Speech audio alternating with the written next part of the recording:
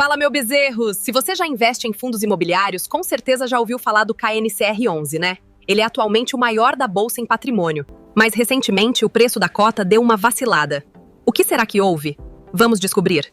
E hoje a gente vai farejar o que está acontecendo com um gigante que deu uma balançada no pasto. É isso aí, vamos entender o caso do KNCR11. Pega o sal grosso aí, vamos que vamos!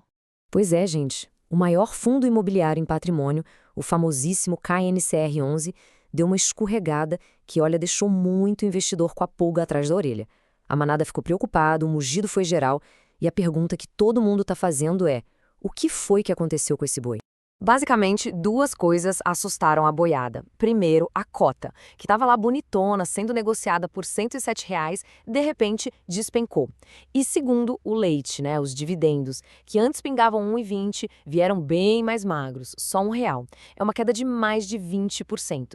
Ué, será que a fonte secou? Bora investigar isso aí. Ok, vamos lá. Para entender esse mistério não adianta ficar só no achismo, né? A gente tem que ir direto para os números, olhar o relatório do fundo.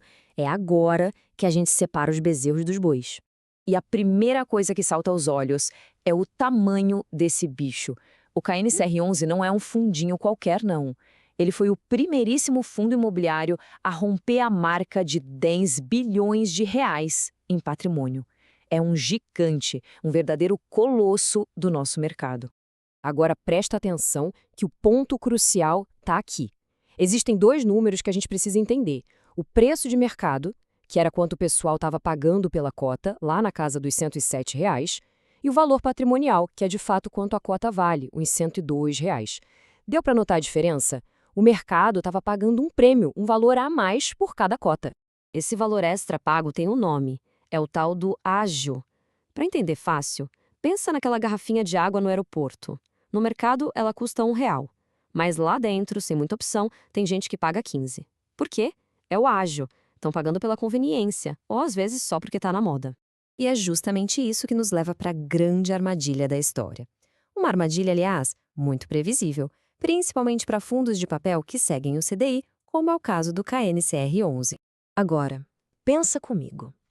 Se o gestor está vendo todo mundo pagar R$ 107 por uma coisa que ele sabe que vale 102, o que ele fica com uma vontade danada de fazer?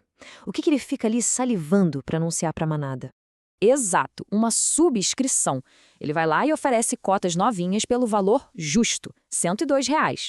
Aí, meu amigo, começa um processo chamado arbitragem. O investidor mais ligado pensa: ué, por que eu vou ficar com a minha cota de 107 se eu posso vendê-la agora e comprar uma nova por 102? E aí o que acontece? A galera começa a vender em massa, o que faz o preço de mercado cair. E com essa grana, o pessoal compra as cotas novas, mais baratas. É um movimento que naturalmente força o preço para baixo de volta para perto do valor real. E qual foi o resultado disso tudo?